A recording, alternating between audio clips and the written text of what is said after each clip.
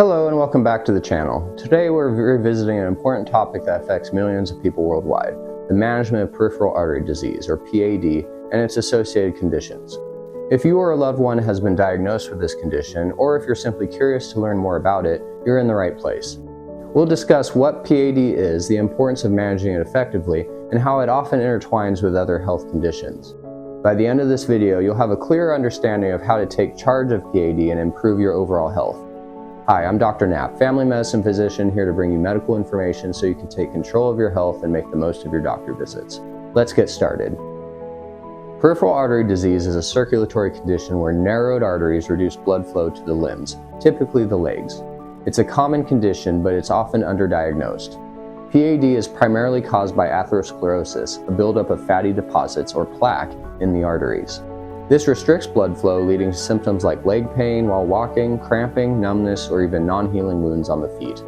But PAD isn't just about discomfort in the legs. It's also a warning sign of systemic atherosclerosis, meaning the same process might be affecting arteries in the heart or brain. This connection makes PAD a significant risk factor for heart attack and stroke, emphasizing the importance of early diagnosis and management. The management of PAD focuses on two goals: reducing symptoms and improving quality of life, and preventing serious cardiovascular events. Achieving these goals requires a combination of lifestyle changes, medications, and sometimes medical or surgical interventions.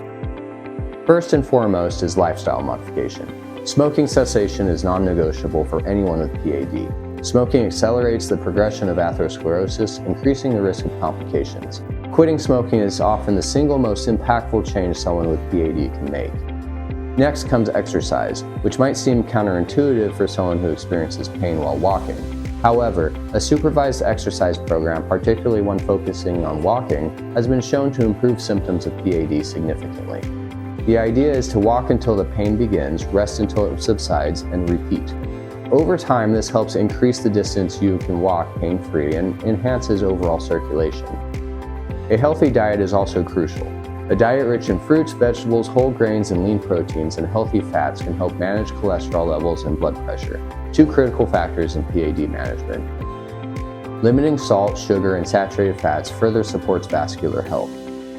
Medications are often necessary to manage PAD effectively, especially for preventing cardiovascular events. Antiplatelet drugs such as aspirin or clopidogrel are commonly prescribed to prevent blood clots that could block already narrowed arteries.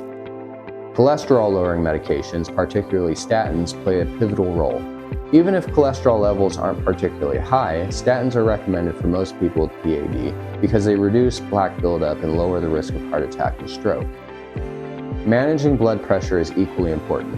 For those with hypertension, medications like ACE inhibitors or angiotensin receptor blockers are often prescribed, as they not only control blood pressure but also provide vascular protection. In some cases, medications specifically targeting PAD symptoms may be used. Cilostazol, for example, can help improve walking distance by widening blood vessels and increasing blood flow to the limbs. When lifestyle changes and medications aren't enough, medical or surgical interventions might be necessary. These options are typically reserved for severe cases, especially when PAD leads to critical limb ischemia, a condition where blood flow is so restricted that it causes ulcers, infections, or even gangrene.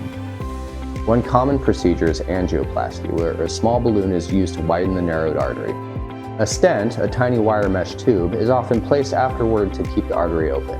In more complex cases, bypass surgery may be performed to reroute blood flow around a blocked artery.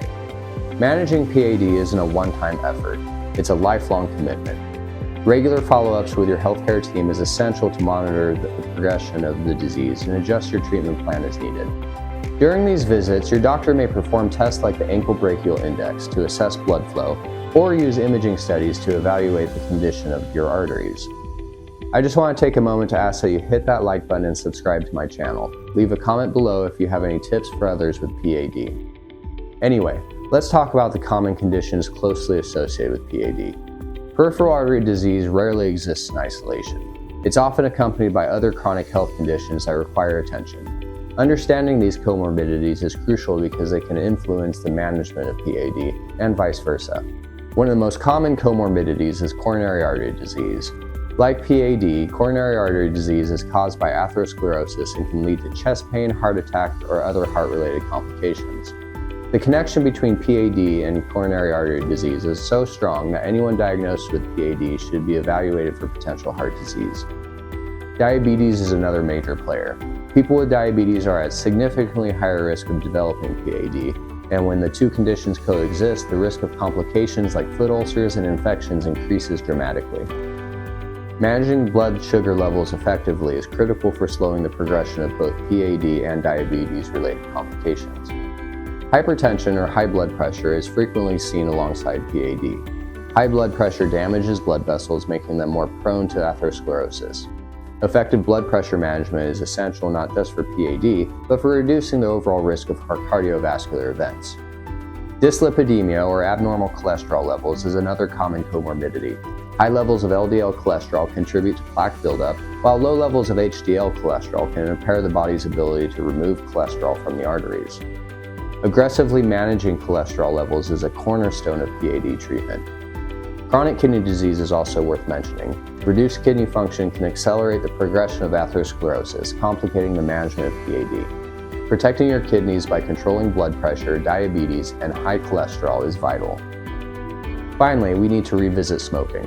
While not a comorbidity in the traditional sense, it is a significant risk factor for both PAD and its associated conditions. Smoking damages the lining of the blood vessels, promotes inflammation, and accelerates plaque buildup. Quitting smoking benefits not just PAD, but virtually every aspect of cardiovascular health. While diagnosis of PAD can feel overwhelming, it's important to remember that the condition is manageable. By adopting a proactive approach that includes lifestyle changes, adherence to medication, and regular follow-up care, many people with PAD can live full, active lives. If you've been diagnosed with PAD, know that you're not alone. Reach out to your healthcare team, connect with support groups, and educate yourself about the condition. Empowering yourself with knowledge is one of the best steps you can take toward better health. Thank you for watching. As always, take care of yourself and make the most of your day.